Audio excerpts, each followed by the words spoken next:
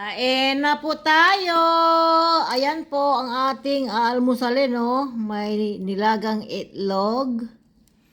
Ayan, meron tayong siyempre salad, sibuyas, tomato, pipino.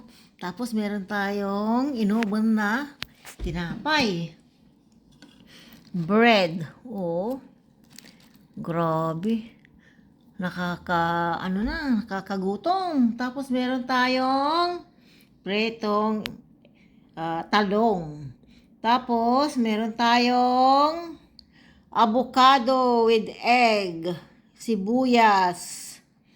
So, ayan po, napakasarap po. Tinikman ko na. Ayan, oh. Tapos, syempre, may olive oil, salt.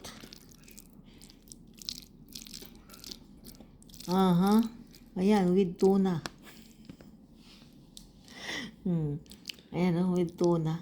Ang sarap-sarap. So, paano yan? Mga ka-enjoy. Ayan, kain na po tayo.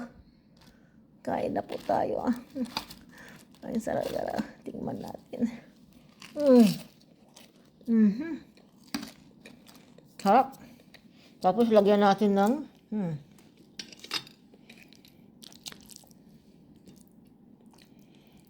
ang sarap po.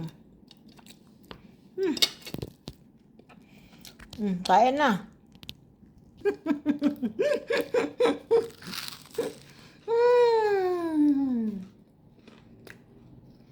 Ang sarap.